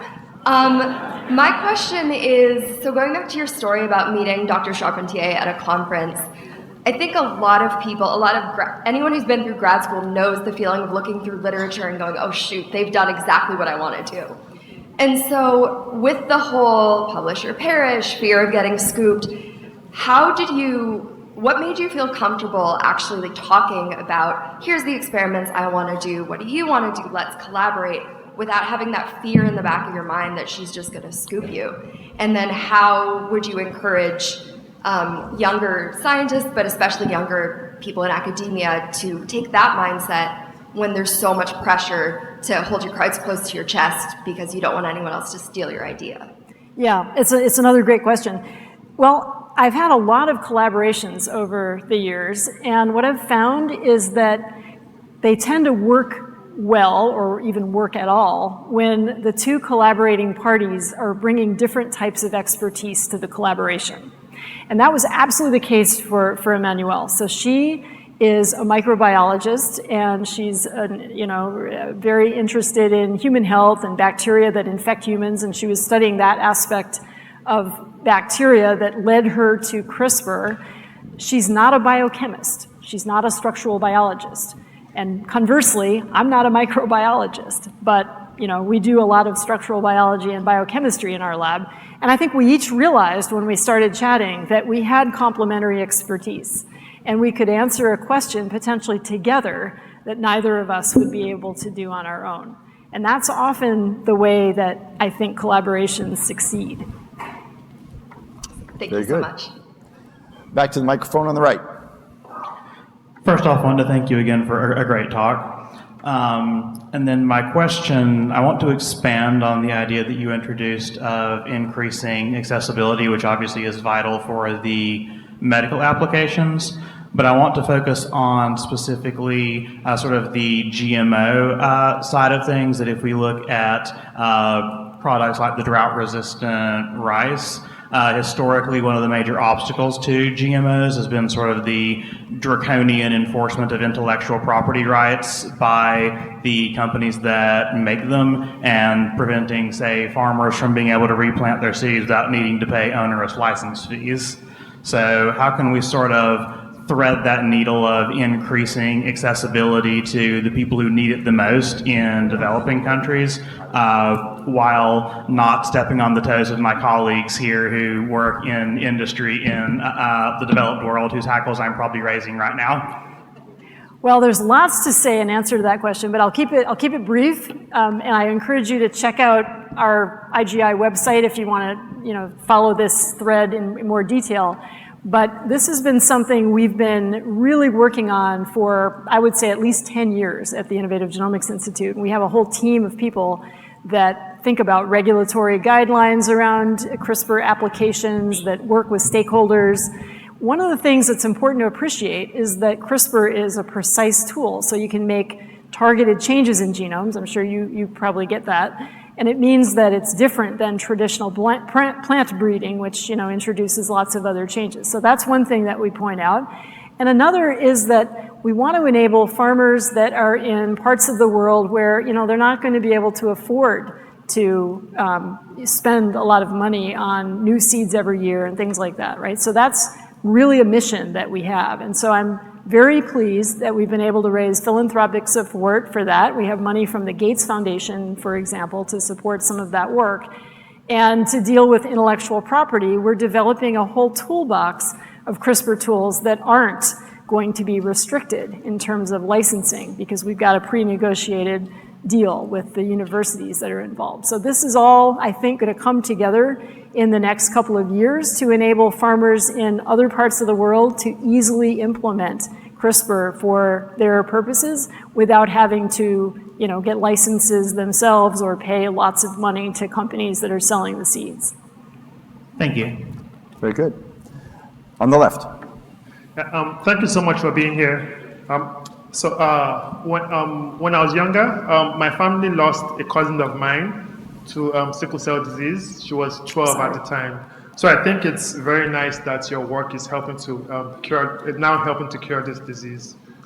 So I have a two-part question. You mentioned your collaboration started from a chance meeting with somebody who was doing something in a related field, and that has led to all this great work that you've done. So obviously it's important, the role of collaborations is important to leading to groundbreaking work. So my question, first part, is there a deliberate way to catalyze collaborations that are important to solving global problems? And then feeding off of that, how can researchers from poorer countries build collaborations that can lead to them solving the problems that matter to them?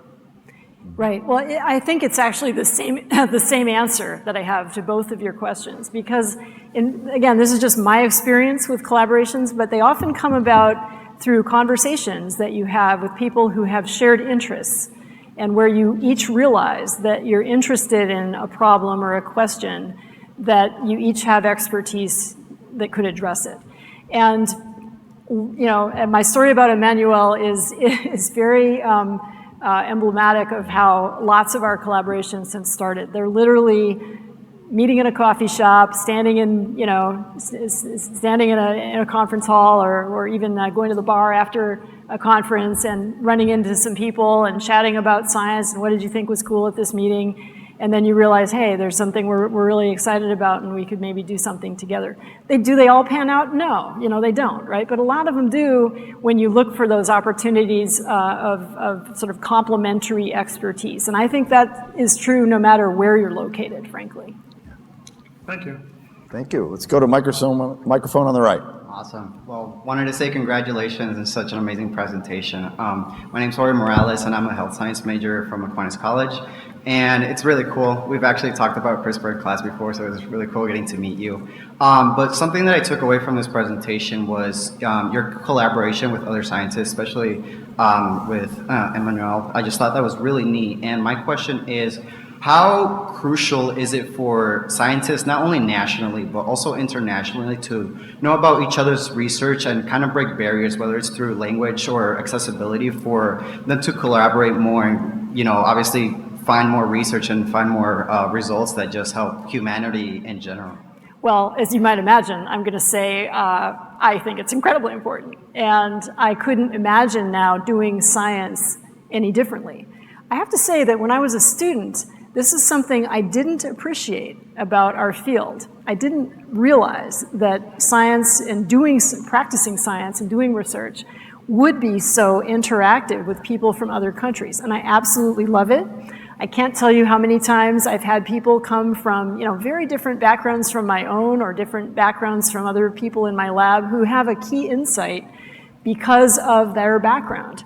It's just a great way to catalyze diverse approaches to problems. So I think we have to find ways to continue to do that and do it effectively and help our students to have those opportunities. Perfect. Thank you. Okay, thank you. Coming back to the left. Hi.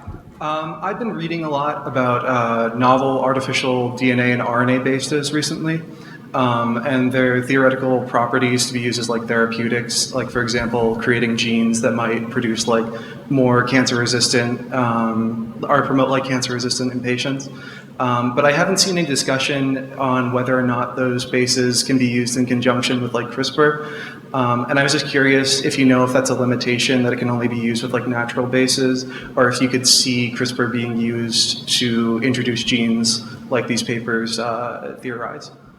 Yeah, it actually can be used with unnatural bases. So people have done that, looked at where in the guide RNA they can substitute other nucleotides that might add stability to the system, avoid degradation, things like that, or change the targeting specificity of the system. People have shown that you can use hybrid RNA DNA molecules as guide RNAs, even though nature doesn't do that. So there's lots of interesting chemical properties of nucleic acids that are, frankly still being figured out, but it certainly suggests that you could do the kind of thing you're talking about. Got it. Thank you.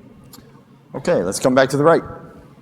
I just want to say thank you so much for your talk. It was very inspiring and comprehensive, but I'll just get right to the point. At the beginning of your talk, it sounded like you were a little bit unsure at first about your journey with RNA, and obviously that ended up working out for you. So I just wanted to know if you had any advice for young scientists who are also unsure about where their paths may lead them. Well, yes, and I was unsure. I really didn't know anything about the RNA world or why this might be cool. I loved the fact that my advisor was himself very excited about it. It was kind of an infectious thing, and so that was something that caught my attention for sure. And also, I felt like there was a lot to do in the field because it was kind of a new or newish idea where people were just starting to do experiments. So it seemed like there was a lot of a runway for somebody like me who was just starting out my career. So those are a couple of things that that led to my focus on RNA in the beginning. I think that, it's really important to be working with people that you work well with, and I often tell my students this, the ideas that you have, the approaches that you take, especially when you're a student, I feel like that's a time when you're really learning how to be a scientist, right? How to do science. And this is just my opinion. I think it's a little bit less important what exactly you do as a student as to really pick great people to do it with. Because if you do that, you're going to set yourself up to have lots of opportunities in the future, because you may work on something new, something different in the future. Crazy things might come along, like bacteria with immune systems, or, and you want to just put yourself in a position where you're able to, move in those directions as they come up in your research. Thank you. Perfect. Let's come back here to the left. First of all, thank you for a wonderful talk. It was fantastic. And what I really wanted to ask about was the ethics of CRISPR, because so many different uses for it have been proposed that become less and less about life-saving conditions and rare disease treatment, and more about, even in some cases, proposed cosmetic changes in propensive fetuses and things like that, and how this class disparity and its effect on the accessibility to CRISPR can be resolved so it isn't just a technology for those who are the most well-off and the most well-privileged, and is a medicine that can be more accessible throughout the world. Two incredibly important questions. And again, we could talk a long time about both, but I'll just very briefly say that first of all, the ethical concerns are very real, right? They're very real. And we've been interested at our institute in not running away from that, not trying to hide from it or say that's somebody else's problem, but saying, yeah, it's our problem. You know, we're scientists, we're working with this technology, we need to be owning it. We need to be, you know, in the sense that we need to be acknowledging that there are risks, and how do we deal with that? So you may know that the Innovative Genomics Institute started the whole, what's now a global discussion about using it in the germline, which means making heritable changes in humans. And it's an ongoing, you know, it's an ever-changing world with regard to that, but I do feel pleased that a lot of international scientific foundations and other kinds of stakeholders have gotten engaged in that work and are really committed to making sure that there's transparency, at least, around what's happening. So that's one thing.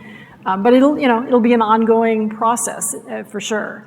And then regarding access, I just can't emphasize enough how critical it is that we take the technology from where it stands today, which is clearly, it's got a lot of opportunities ahead, but we haven't achieved them yet because we haven't made it widely available. And that's something that I fully believe it will happen, but not if we don't work on it. Thank you. All right, we're going to come back here to the right, but I need to frame things for folks because we do have one more agenda item here, and then we also have to move to the happy hour, the ACS Connect happy hour. So we have time for probably about 6 more questions. Professor Doudna is going to take some time after the program. If you want to come up and meet with her individually, you can. But just to frame it, we're going to get through about 6 more. I'm going to come back to the right. Hi, I really love the talk, especially the part that like you were telling the whole story of how you got to the ideas and how like it all happened, and it helped me, an undergrad who's very like early in the journey, really like understand how everything happened. It wasn't just like a sort of thing you read in the textbook, be like, oh, someone found this, great. All right, so like, and one of the major themes I saw was this like collaboration. You talked about how like one of the biggest ones was like being in the coffee shop with Emmanuel. Is that like the meta strat? Like, should I just go to like a coffee shop, get a matcha, quarter zip, and just like act like I'm working, but I'm really looking at everyone coming in, hoping it's like a professor that knows everything? You know what I mean? Like, is that the best strat, or is that like are there other things I should do? I feel like at the stage that you're at, you're probably going to, there's might be value in that, but probably only after you've started to identify, you know, who do I want to meet? So when you're at a meeting like this, I think you have a great opportunity to do things like, well, come to, you know, ask questions at talks as you're doing, go to poster sessions, go to other kinds of presentations where you have interactions with other scientists and you can meet them if you want to, and, you know, just sort of, you know, let the meeting unfold for you that way. I think that's a way that you can start to get a sense of who's doing what ideas come up, what do you get really excited about. I think the great thing about going to a scientific meeting is that when it's a great meeting, it means that you come away from the meeting feeling energized, feeling excited, feeling like, wow, there's all this cool stuff going on. It doesn't necessarily have to be, it's stuff that I'm doing, at least not today, but, you know, these are ideas that people are working on that are really motivating. So I would encourage you to lean into that right now, and I think the collaborative opportunities will happen naturally. Cool. Thank you so much. Perfect. Left hand. Hi. Unfortunately, a bit of my question got stolen earlier, but I was going to ask, obviously CRISPR-Cas9 has had a unique situation with patenting, and it's been kind of an ongoing battle. What is your ethical opinion about patenting genes specifically, and how would you advise young researchers navigating both the legal side and the ethical side of their research? Well, you can't really patent genes, right? But you can patent ideas, you can patent applications like CRISPR is one. And I think, you know, it's important to think about, like, why do we file patents? You know, who cares? Like, why should we file patents? I had to learn this, by the way, as a professor. I had no idea, really. I'd heard of patents, but I didn't really know why people file them. And it turns out that the reason is that if there are opportunities that companies might want to expand on, which could be appropriate depending on, scaling up ideas, having products that are going to impact lots of people globally, which is a good thing. They have to be able to know that they're going to make money from it later because they're a business. So that means that if they want to ask investors to put money into the company, those investors need to know that later when a big problem is solved and a lot of time and effort and money has been invested in the company, they can recover those costs and not have other, 25 other companies just swoop in and say, great, thanks for solving that problem. Now we're going to take that and start making lots of those. So that's the reason. And so I think that, it's not a perfect system by a long shot, as you alluded to, but it's kind of the best we have right now, right? And so I think that we try to figure out, when are there discoveries, ideas, applications that could be commercially valuable if the right set of investors, can put money in and trust that they're going to be able to recover money. And that's when you want to try to have a patent filed. Thank you. Perfect. Back to the right. I want to thank you so much for your talk. It was really great.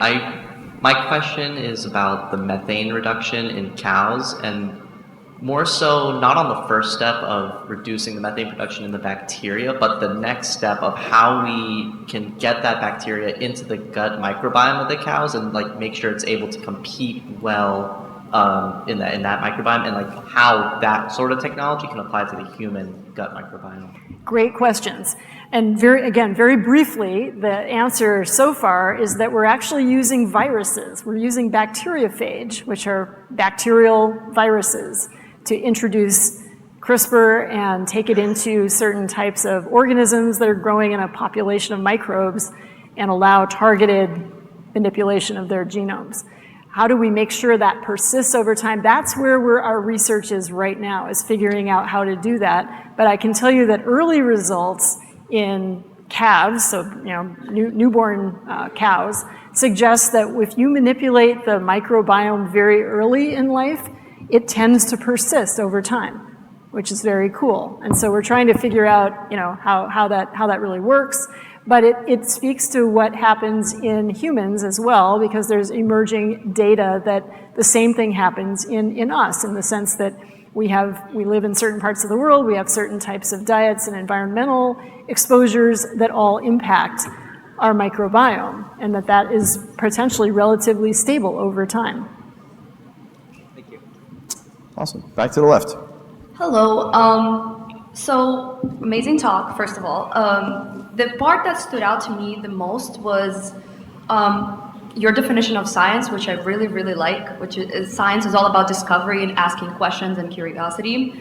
So my question is to you, but also to all the educators in this room is, do you think that the science education system that we have right now in place is meant to nourish the students in the way they can be nourished? Because multiple times do I see students that go into science passionate, and then by the time they end their undergrad, they want nothing to do with the science. And I think, me personally, I think about it all the time, and I think that's because of how science is presented, and also how a lot of professors bring the science into the classroom, and sometimes that's what kills it. So I guess, what advice can you give not only to the students who are reaching that point of giving up, but also to the educators who are trying to turn the tide around? Well, your question is reminding me of a conversation that we had last night at dinner about the fact that for many of us, if we sit down on an airplane next to a seatmate who asks what we do, or we get into an elevator, somewhere where we're just interacting with somebody who says, hey, what do you do? What's your profession? And you say, well, I'm a chemist. They say, nice knowing you, thanks. Or, I hated chemistry, that's a horrible subject, or something like that, right? I mean, a lot of people are nodding, you know what I'm talking about. We have to change that, right? We gotta really change that, because chemistry is fun, it's interesting, it's exciting. I love to, somebody said to me before the session today, they said to me, science has to be fun, first and foremost, right? Otherwise, why would we bother? So it does, it has to be fun, and I think we have to get to that kind of mode of thinking about it when we present it to our students as well. And there are many people here that know a lot more than I do about, the educational process preceding sort of college-age students, which are, when they come to people like me. But But I think there's some work to be done there. Thank you so much. Very good. 2 more questions. So the 2 individuals at the mic, way to go. Everybody else in line, what I'd like you to do is, if you could, quietly make your way over to the right-hand side, because after we're finished, Dr. Dowden is going to be greeting some folks over there, and you've had the courage to stand there for this time. I'd like you to get a chance to meet her. So if you want to step over to the right-hand side, that'd be great. You're going to go first, and you get the last question. It's like a dream to speak to you and ask you a question. But mine is about focus. And you said that curiosity is should be the first and foremost thing that's driving science. I find myself being curious about a lot of things in chemistry, and so my question is there a way you direct your focus and your curiosity, or what ideas do you think have merits that you want to pursue? Well, I guess for me, it's a combination of what I'm excited about. And as you said, I'm like you, right? I get excited about lots of things. There's lots of things that are really cool, and I realize I'm not going to be able to work on all of them, or even a tiny fraction of them, most likely. So that's where the second thing comes in, and that is serendipity. Kind of who do you have around you? Who do you have access to that has expertise that might be helpful either for your training or for collaboration, if that's how you decide to proceed. So partly it's opportunity and serendipity that I think affects the choices that we make. But I couldn't emphasize more, and you've done a nice job with your question. It is very important to focus, right? We can't do everything. If we try to do everything, we usually don't do very much. So it is important to decide, I'm gonna do this thing, and that means that I can't do these other things, but I'm gonna do this thing and I'm gonna do it really, really well. Thank you so much. And the privilege of the last question. Hi, thank you so much for the amazing talk. I'm Alice. I'm a chemistry major at Pomona College, and my classmate and I were very excited to see. Go say Jens. Yes, standing there.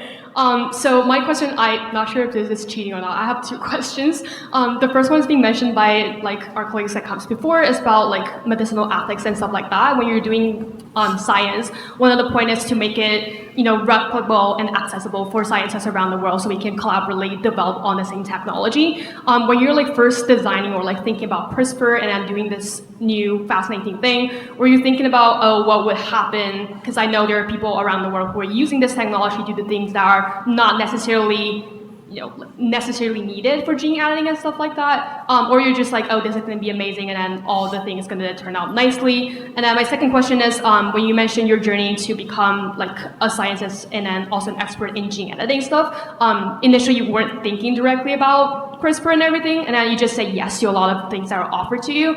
My question is, as an undergraduate student who are taking classes in all the different fields of chemistry, is there anything else that we can do to keep ourselves equipped with the ability to just say yes to those opportunities when they're offered to us, besides just going to our lectures and stuff like that? Well, your first question was about ethics, and sort of thinking about how the technology might be ultimately used. And I have to say, I've been on a journey with that, right? In the very beginning, that wasn't on my radar at all, because I was just thinking, this is a cool bacterial thing. I wonder how it works. But then it became pretty clear pretty quickly that it could be a powerful technology, which was exciting, but also could be dangerous if used for the wrong things. And so that really, took me in a direction I never thought I would go in, of, thinking about ethics and learning from many of my colleagues who were very generous with their time and sort of educating me about things like in vitro fertilization, how does human development actually work, and what kinds of genes would need to be manipulated to make various kinds of changes in human beings, what do we need to think about in the environment, et cetera, right? So there's lots of issues there, but so anyway, that's just to say that, yeah, I'm still on that journey, but I think it's incredibly important that scientists step up when those kinds of things come up in their research. And then in terms of picking a project or a direction, it's sort of the same answer I gave to the previous question, I guess, is that I just encourage you to, think about what you're excited about, and then look at who is around you and what kinds of opportunities might come your way that intersect with your interests. Thank you so much. Perfect. Well, Dr. Dowden, it's so delightful to have someone that can so clearly represent the transforming power of chemistry to improve people's lives. Outstanding. Thank you.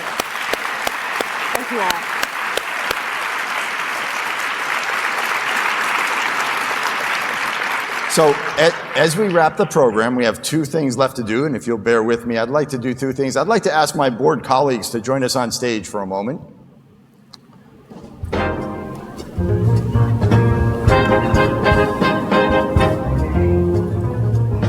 All right. You know where you're going. Thank you so much. Yeah. Okay. Why don't the two of you Yes, come on. come over here? You're going here. In the middle, in the middle, in the middle, for a photo.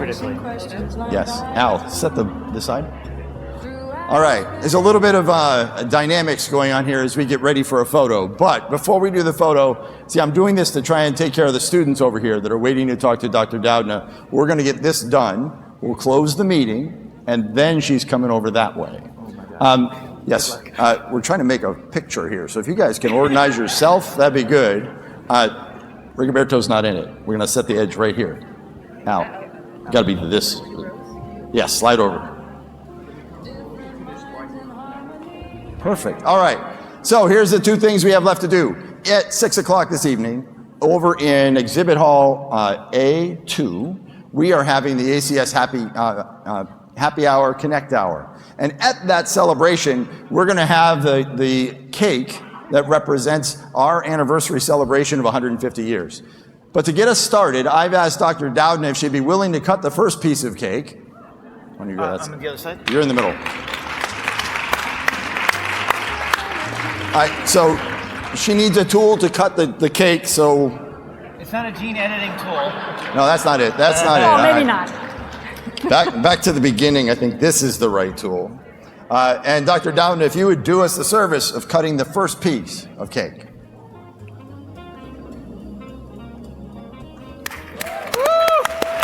Do I actually cut it? Is that good? Oh, that's good, that's Oh, good. get that way for the photos.